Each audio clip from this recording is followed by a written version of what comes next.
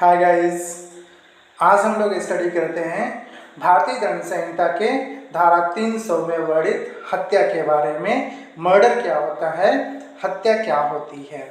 तो आइए मर्डर क्या होता है उसका अध्ययन करें, उस पर क्या महत्वपूर्ण केस लॉ है इसका भी अध्ययन करें, और यदि किसी अपराधी के द्वारा किसी व्यक्ति की हत्या कारित की जाती है तब उसे क्या दंड दिया जाएगा उस पर भी चर्चा करें।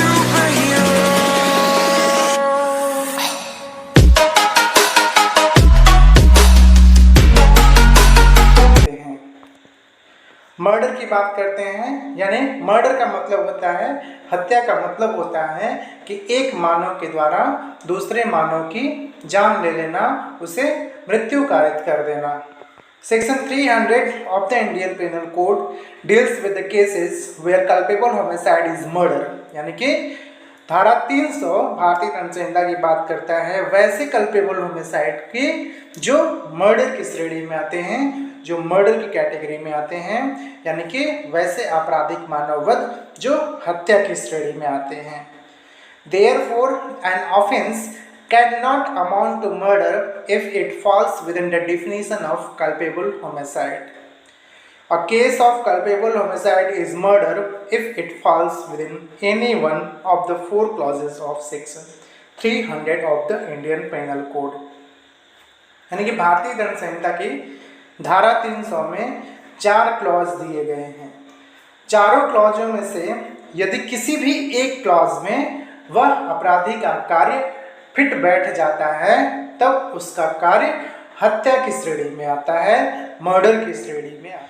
तो आइए स्टडी करते हैं भारतीय दंड संहिता की धारा 300 बात करता है accept in the cases here in after accepted, यानी कि एक्सेप्शन को छोड़कर कल्पेबल होमिसाइड इज मर्डर, यानी कि आपराधिक मानववध हत्या है।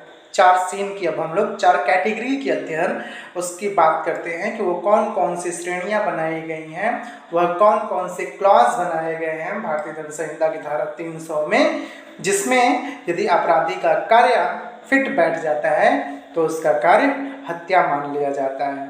तो उसमें पहला है if the act by which the death is caused is done with the intention of causing death, यानी कि जिसके द्वारा ऐसा कार्य जो अपराधी द्वारा किया गया है वह मृत्यु कारित करने के आशय से किया गया है, यानी कि उसमें अपराधी का आशय था कि वह उस व्यक्ति की मृत्यु कारित करे।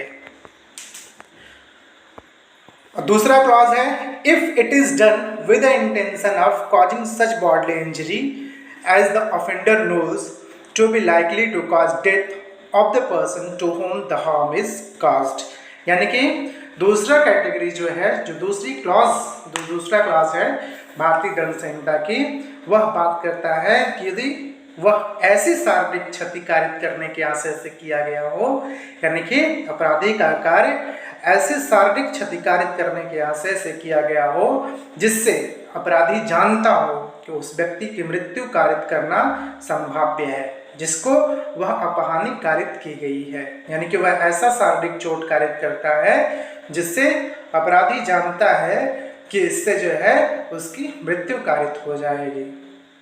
तीसरा है if it is done with the intention of causing bodily injury to any person and the bodily injury intended to be inflicted is sufficient in the ordinary course of nature to cause death, यानी कि तीसरा जो clause है वह बात करता है कि यदि अपराधी का कार्य अपराधी किसी व्यक्ति की शारीरिक क्षति कारित करने के आशय से उस पर हमला करता है, उस पर शारीरिक चोट कारित करता है, उसको शारीरिक क्षति पहुंचाता है, जिससे अपराधी का यह आशय है कि वह मृत्यु कारित करेगा और प्रकृति के मामूली अनुक्रम में उसकी मृत्यु कारित करने के लिए ऐसी शारीरिक चोट पर्याप्त हो कि वह चोट जो है is to be sufficient in the ordinary course of nature to cause death. चौथा क्लॉज बात करता है if the person committing the act knows that it is so eminently dangerous that it must in all probability cause death or such bodily injury as is likely to cause death and commits such act without any excuse for incurring the risk of causing death or such injury as aforesaid। यानी कि चौथा जो clause है वह आसन्नपूर्ण संकट की बात करता है। यदि कार्य करने वाला व्यक्ति यानी अपराधी यह जानता है कि उसका कार्य इतना आसन्न संकट है कि पूरी अधिसंभाव्यता है, पूरी पॉसिबिलिटी है, पूरी संभाव्यता है कि वह मृत्यु कारित कर देगा या ऐसी शारीरिक क्षति कारित कर देगा जिससे मृत्यु कारित होना संभाव्य है, और वह मृत्यु कारित करने या ऐसी शारीरिक क्षति कारित करने की जोखिम उठाने के लिए किसी मोटिव के बिना ऐसा कार्य करे। यानी कि अपराधी यदि ऐसा कार्य करता है जो इतना खतरनाक है, जो इतना डेंजरस है कि उसके उस कार्य से किसी न किसी की मृत्यु होने तय है, तो उस दशा में भी अपराधी का कार्य हत्या की श्रेणी में आएगा। जैसे कि एक जगह मीटिंग हो रही है, लोगों की गैदरिंग है, संख्या अत्यधिक है और उस भीड़ पर अपराधी के द्वारा तोप चला दिया जाता है या फायरिंग कर दी जाती है, गोलियां बरसाई जाती हैं, या कोई बहुत बड़ा पत्थर जो है जो जिसकी डेंसिटी, जिसका वजन बहुत ज़्यादा है, वह भीड़ पर अचानक से फेंक दिया जाता है या भीड़ पर बड़े बड़े पत्थर बरसाए जाने लगते हैं जो किसी यदि व्यक्ति के सर पर गिर जाए तो वह उसकी मृत्यु कारित करने के लिए पर्याप्त होंगे। ऐसा खतरनाक काम करता है, वो भीड़ पर तोप चला देता है, भीड़ पर गोली चला देता है, जिसमें उसका किसी विशेष व्यक्ति की हत्या करने का आशय नहीं है, लेकिन उसका कार्य इतना खतरनाक है कि उससे किसी की मृत्यु कारित हो जाने की पूरी संभाव्यता है, पूरी संभावना है। तो उस दशा में भी उस अपराधी का कार्य हत्या की श्रेणी में आएगा। इलस्ट्रेशन के माध्यम से समझते हैं कि मर्डर क्या होता है, हत्या क्या होती है। पहला इलस्ट्रेशन है, A shoots Z with the intention of killing him, Z dies in consequence, A commits murder. यानी कि एक व्यक्ति है जो अपराधी है, वह दूसरे व्यक्ति को गोली मारता है, यानी कि उसके ऊपर बंदूक चलाता है और बंदूक इतनी नज़दीक से चलाता है कि गोली उसे लगती है और उस बंदूक की गोली लगने से उसकी मृत्यु हो जाती है। तो यहाँ वह व्यक्ति हत्या के लिए दंडित किया जाएगा। दूसरा इलस्ट्रेशन है, A knowing that Z is labouring under such a disease that a blow is likely to cause death strikes him with the intention of causing bodily injury. Jet dies in consequence of the blow. A is guilty of murder, although the blow might not have been sufficient in the ordinary course of nature to cause the death of a person in sound state of health. यानी कि इस case में एक अपराधी है जो यह जानता है कि जिसको वह मार रहा है वह किसी ऐसे गंभीर रोग से ग्रसित है, ऐसे गंभीर रोग से वह पीड़ित है कि उसके ऊपर यदि एक साधारण मुक्के का भी प्रहार किया जाए तो उस मुक्के के प्रहार से उस रोगी व्यक्ति की मृत्यु हो सकती है। यह जानते हुए अपराधी के द्वारा उस व्यक्ति पर प्रहार किया जाता है, उस रोगी व्यक्ति पर प्रहार किया जाता है जिससे उसकी मृत्यु हो जाती है। तो इस केस में भी उस अपराधी को हत्या कारित करने के लिए दंडित किया जाएगा।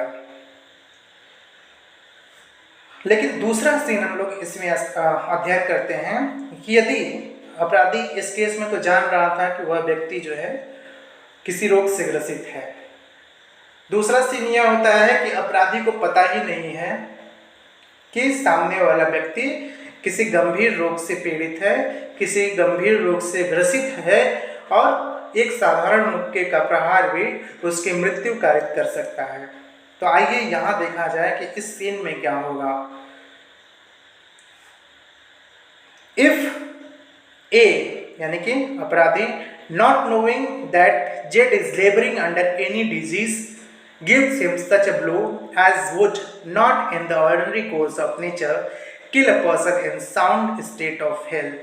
Here, A, although he may intend to cause bodily injury, is not guilty of murder if he did not intend to cause death or such bodily injury as in the course of nature would cause death.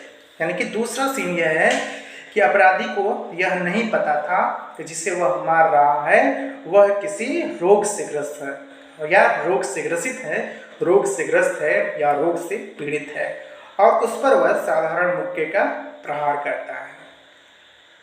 तब उस दशा में यदि अनजाने में उसकी मृत्यु हो जाती है तब उसे मर्डर के लिए, उसकी हत्या कारित करने के लिए उस व्यक्ति को दंडित नहीं किया जाएगा। जस्ट अपोजिट सीन है कि यदि अपराधी को इसका पूरा नॉलेज था कि इस व्यक्ति को कोई ऐसा गंभीर रोग है जिससे यदि इसको थोड़ा सा भी मुक्के का प्रहार किया जाए तो उस बीमारी की वजह से यह मर सकता है, उस चोट की वजह से यह मर सकता है, और ऐसा जानते हुए यदि उसके द्वारा चोट पहुंचाई जाती है, मुक्के का प्रहार किया जाता है, तो उस दशा में उसे हत्या के लिए दंडित किया जाएगा। और यदि उसे ऐसी किसी बीमारी की जानकारी नहीं थी और एक मुक्के का प्रहार करता है, तब उस दशा में यदि उसकी मृत्यु होती है जो अनजाने में होती है, उसे रोग का कोई अंदाजा नहीं था, उसे पता नहीं था, तो उस दशा में उसे हत्या के लिए दंडित नहीं किया जाए। अगला इलस्ट्रेशन है, A intentionally gives Z a sword cut और a club wound sufficient to cause the death of a man in the ordinary course of nature. Z dies in consequence. Here A is guilty of murder although he may not have intent to cause the death of that person.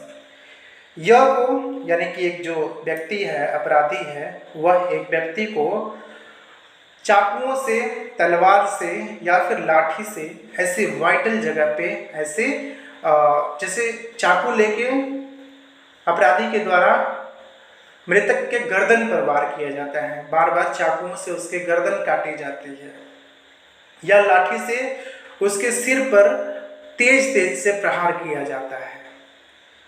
तो ये ऐसे vital part हैं जहाँ के यदि इतनी गंभीर मात्रा में चोट पहुँचाई जाए, गर्दन पर किसी के चाकुओं से वार किया जाए, सर पर किसी के लाठियों से तीव्र प्रहार किया जाए और ऐसे प्रहार से उसकी मृत्यु हो जाती है, तब भी जो है उसको मृत्यु कारित करने के लिए दंडित किया जाएगा।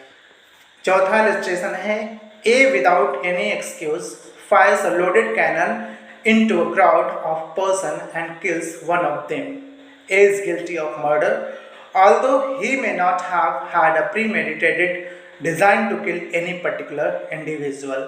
यानी कि अपराधी इस केस में, इस इलस्ट्रेशन में एक व्यक्तियों के समूह पर, यानी कि एक मीटिंग पर, एक आम सभा हो रही थी, वहाँ लोगों की भीड़ इकट्ठी थी, उस पर तोप से फायर करता है, तोप का गोला बरसाता है और उस तोप के गोले से एक व्यक्ति की मृत्यु हो जाती है।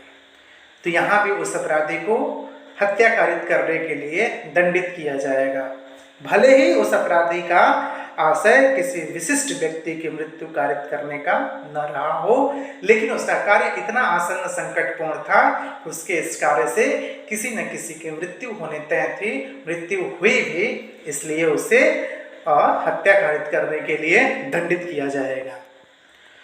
अब हम लोग जो 300 के 4 क्लॉज हैं जिसके अंतर्गत अपराधी का कार्य हत्या की श्रेणी में आता है, आइए उस हर एक क्लॉज को, चारों क्लॉज को केस लॉ के माध्यम से समझने की कोशिश करते हैं। पहला क्लॉज बात करता है, act by which the death caused is done with the intention of causing death, यानी कि हत्या कारित करने के आशय से उसको चोट पहुंचाना। इसमें केस है आर वर्सेस वेंकलू का। आइए देखते हैं कि आर वर्सेस वेंकलू के केस में क्या हुआ था। In this case the accused set fire to the cottage in which D was sleeping, locking the door of the cottage from outside. Here the accused had an intention to kill D. In this case, the accused were held guilty for murder of D. इस case में R versus वेंकलू के case में हम लोग आशय की चर्चा कर रहे हैं।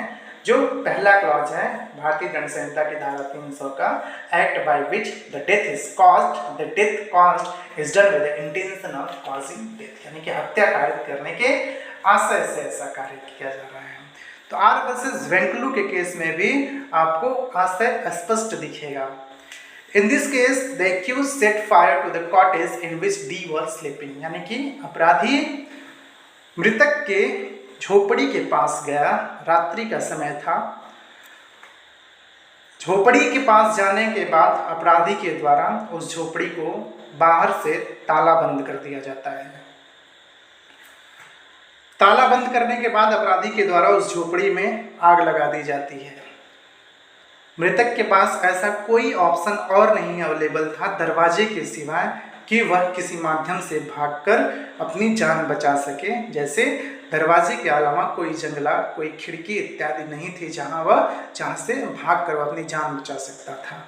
उस झोपड़ी में केवल एक दरवाज़ा था, उस दरवाजे को भी अपराधी के द्वारा बंद कर दिया गया, लॉक कर दिया गया था। लॉक करने के पश्चात उस झोपड़ी में अपराधी ने आग लगा दिया। तो यहाँ स्पष्ट यह दर्शित होता है कि अपराधी का आशय था कि उसे उसकी झोपड़ी में जलाकर मार डाला जाए और इस आग से वह मर जाता है जलकर। इन this case the accused where held guilty for murder of D. तो इस केस में अपराधी को उसकी हत्या कारित करने के लिए दंडित किया गया। दूसरा क्लॉज है with the intention of causing such bodily injury as the offender knows to be likely to cause death, यानी कि ऐसी शारीरिक क्षति कारित करने के आशय से किया गया हमला जिससे अपराधी जानता है कि उस व्यक्ति की मृत्यु हो सकती है, मृत्यु की संभावना है। कारूमरी वर्सेस स्टेट ऑफ बिहार, तो इसको समझने के लिए हम लोग केस लिए हैं कारूमरिक वर्सेस स्टेट ऑफ बिहार का। तो आइए इसमें देखते हैं कारूमरिक वर्सेस स्टेट ऑफ बिहार के केस में क्या हुआ था। In this case, the accused gave a blow with a chura on the chest of deceased.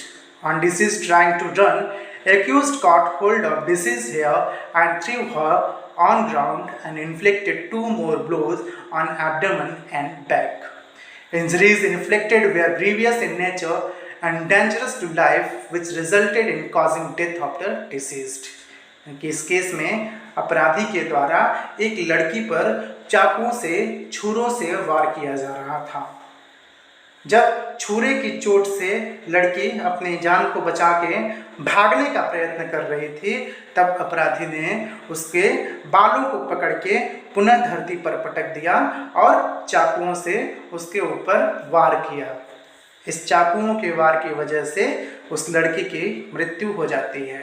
In this case, it was held that from injuries caused, it is clear that intention of accused was at least to cause such body as was likely to cause death। यानी कि दूसरा clause fulfil हो रहा है, उसमें अपराधी ने उस लड़की को ऐसी शारीरिक चोटें कारित की जिससे उसकी मृत्यु कारित होनी संभाव्य थी। अपराधी जानता था कि ऐसी चोट से उस लड़की की मृत्यु हो जाएगी। Therefore, the accused was held guilty for murder। तो इस केस में उस अपराधी को हत्या कारित करने के लिए, उस लड़की की हत्या कारित करने के लिए दंडित किया गया। तीसरा क्लॉज है injury sufficient in the ordinary course of nature to cause death, यानी कि शारीरिक क्षति जो है इतनी पर्याप्त है कि प्रकृति के मामूली अनुक्रम में मृत्यु कारित हो जाएगी। तो इस केस में इस क्लॉज को समझने के लिए जो केस लिया गया है वह है राजवंत सिंह वर्सेस स्टेट। तो आइए देखते हैं राजवंत सिंह वर्सेस स्टेट के केस में क्या हुआ था। In the case of Rajwant Singh versus State, in this case, the accused covered the mouth of the deceased with adhesive plaster, tied a handkerchief over the plaster, plugged his nostril with a cotton socked in chloroform, tied his hand and legs with rope, and deposited him in a shallow drain with his own shirt put under his head as a pillow. It was held that the acts of the deceased were covered by clause 3 of section 300 of the Indian Penal Code and they were held guilty for murder। Rajwant Singh versus state के case में अपराधी के द्वारा जो मृतक था, सबसे पहले उसके मुंह को प्लास्टर से, एक चिपकने वाले प्लास्टर से मुंह पैक कर दिया गया और मुंह को पैक करने के बाद उस प्लास्टर से उसे हैंडकरचीफ यानी कि रुमाल से अच्छे से बांधा। फिर जो है उसकी नाक में क्लोरोफॉर्म से डूबा हुआ कपड़ा भरा जिससे वह सांस न ले पाए, मुंह को प्लास्टर से चिपकाया, नाक में क्लोरोफॉर्म से डूबा हुआ कपड़ा भरा और उसके बाद जो है उस पर जो है कॉटन क्लोरोफॉर्म से और भिगा के नाक में डाला था। उसके बाद उसका हाथ बांधा, पैर बांधा और उसे ले जाकर एक सुनसान जगह पे नाली में फेंक दिया। इन दिस केस इस तरीके से मुंह, नाक, हाथ, पैर बांध देने के बाद अपराधी के द्वारा उसे नाले में फेंक देना इतना डेंजरस था कि सफिशिएंट था in ordinary course of nature to cause death, की प्रकृति के मामूली अनुक्रम में उसका ऐसा कार्य पर्याप्त था कि उसकी मृत्यु हो जाए। Then in this case it was held that the act of the accused were covered under clause 3 of section 300 of the Indian Penal Code and they were held guilty for murder, और उस अपराधी को यहाँ हत्या कारित करने के लिए दंडित किया गया। चौथा क्लॉज है knowledge of eminently dangerous act, यानी कि अपराधी का कार्य जो है इतना आसन्न संकट है, इतना खतरनाक है कि पूरी अधिसंभाव्यता है, पूरी संभावना है, पूरे चांसेस हैं कि उसके कार्य से मृत्यु होगी। इस क्लॉज को समझने के लिए केस है state of MP versus Ram Prasad. तो आइए देखते हैं कि state of MP versus Ram Prasad के केस में क्या हुआ था। In this case the accused poured kerosene oil upon the clothes of his wife Rajji and set fire to her.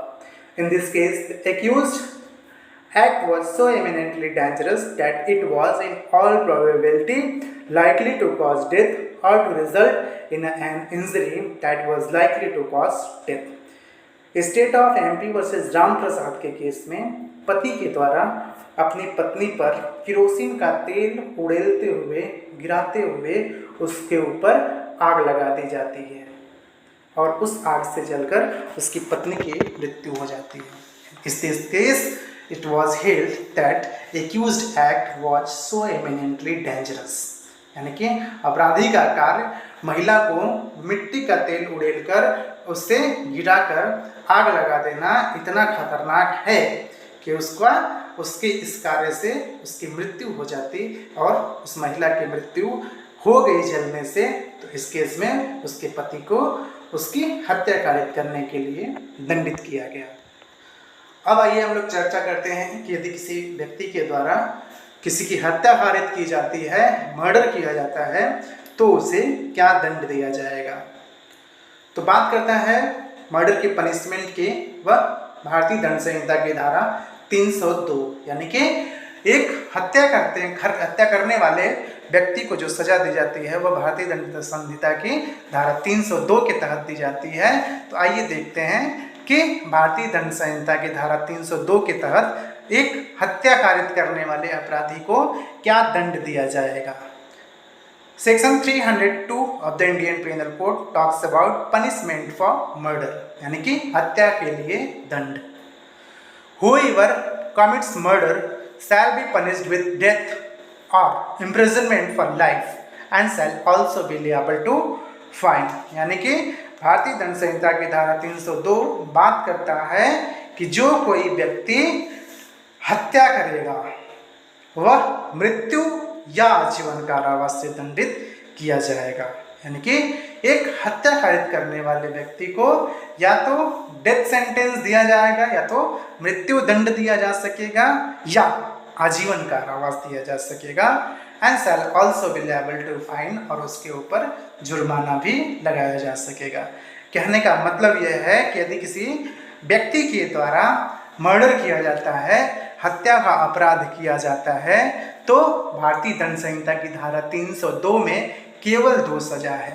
पहला, या तो उसे मृत्यु दंड दे दिया जाए यानी कि डेथ सेंटेंस दिया जाए, या यदि मृत्यु दंड नहीं दिया जाता है तब उसे आजीवन कारावास अवश्य ही दिया जाएगा।